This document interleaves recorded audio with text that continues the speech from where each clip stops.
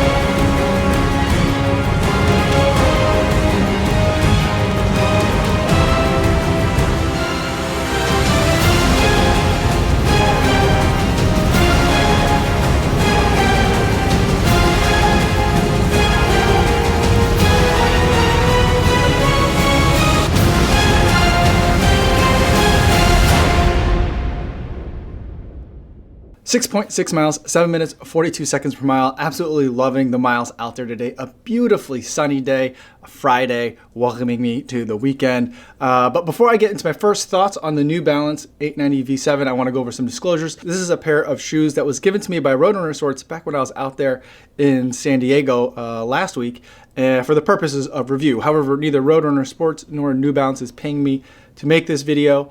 No one's paying me to make this video, and no one's gonna get a chance to preview any of my thoughts or review any of my footage until you guys get to see it on YouTube. Although, if you guys follow me on Strava or Instagram, I do give you some sneak peeks into shoes kind of the day that I run in them, and then later on I'll end up filming this YouTube video. So you do get a chance to kind of preview it a little bit, but no one else has, in terms of disclosures, any editorial control in terms of what's gonna go into this video here. Now, with the disclosures out of the way, let's talk about the 890 V7 and my first thoughts with this shoe. Now, this is my first run with this shoe, only 6.6 miles today. And this is definitely a shoe where one run doesn't tell the full story. But before I get into that, let's go over kind of what we're looking at here.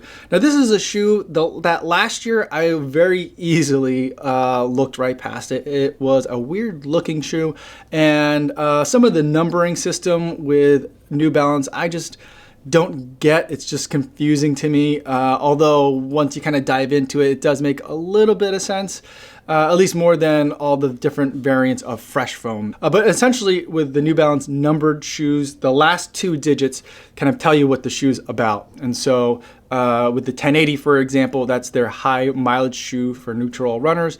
The 890, this is more of their speed variant shoe, so it's going to be less plush, but more designed with speed in mind. And this shoe certainly lives up to that numbering system. In terms of the midsole, you've got Revlite Ground Contact, and it's the Ground Contact Revlite because it's very minimal rubber, something that I really have been liking over the past year or so, and to see in shoes is more of just the exposed foam with very strategic placement of rubber. Here's where I tend to wear out shoes. Here's where I tend to wear out shoes. And that's where the rubber is. Other than that, they're shedding the weight of rubber and just giving me the foam. The upper, though, is what really drew my attention to this shoe this year. It's not something that I even had on my radar to review, but when I saw it in the store at Roadrunner Sports in San Diego while I was out there, the shoe almost literally jumped off the shelf and into my hands. It's an extremely light shoe, and it is just absolutely beautiful. I think some of the photographs that I've seen of this shoe online just don't really do it justice. It looks like a fast shoe to me. It's beautiful.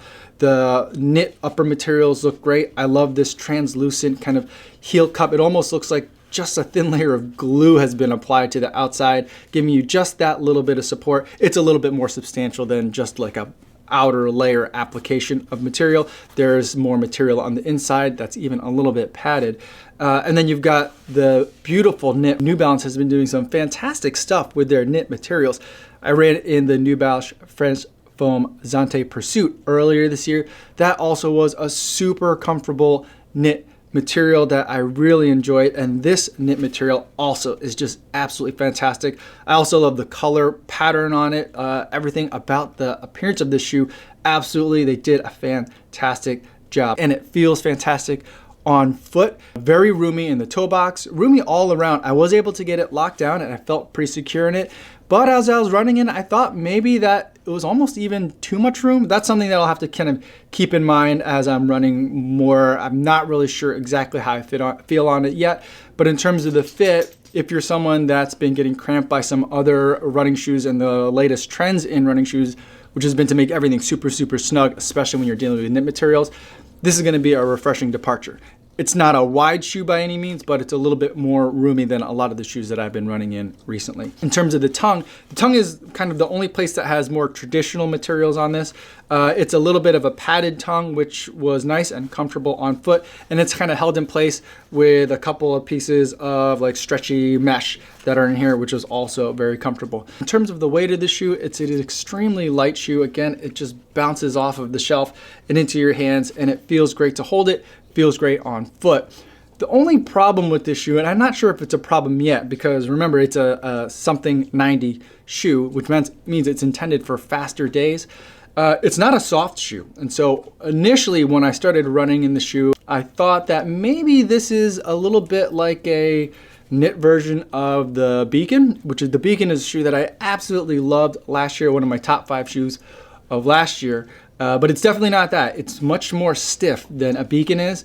But I think that it's ultimately intended for days when you want to go faster than you might normally want to go in your Beacons. I wanted to take it a little bit easy. Friday afternoon, that's the day before my long runs on Saturday. I'm hoping for a 20-miler on Saturday. We're maybe going to get snow in Chicago, believe it or not. But I wanted to take it easy, but the shoe just didn't want to let me take it easy. So I ended up going at a much faster pace than I was hoping for today. And I was thinking I would get at least kind of one faster mile in there today, just to kind of put the shoe through its paces for my first impressions video. But you know, I kind of started going a little bit faster and I just kind of stayed there, which was really nice and pleasant. But the stiffness of the shoe definitely kind of came through, and various points of the run, different parts of the shoe were kind of bothering me. A little bit under the forefoot. Sometimes I felt like it was a little bit too hard in the heels, but I think that these are ultimately going to be break-in issues. And so again, this is something where stay tuned. I'm going to be running a lot more in this shoe and trying to get a better feel for what this is all about, because there's just really great promise in this shoe. I'm very excited about it. I love the fit, I love the look, and I love the feel underfoot of this shoe.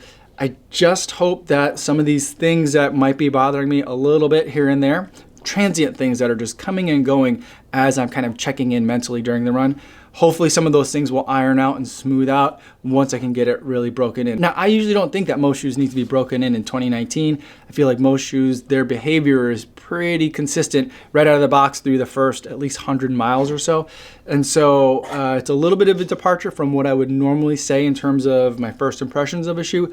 But this is something where there's a lot of promise here. And so either it's something that has great potential that it's never going to live up to, or it's going to become something that I really like for those faster road days. So we'll see. Stay tuned. Let me know if you've been running in the 890 version 7, what your experience has been, and especially for those of you who have been running in it for a little bit now that it's been out for, I think, a couple of weeks, if not maybe a month or so now. So let me know. I'd love to talk to you guys down in the comments.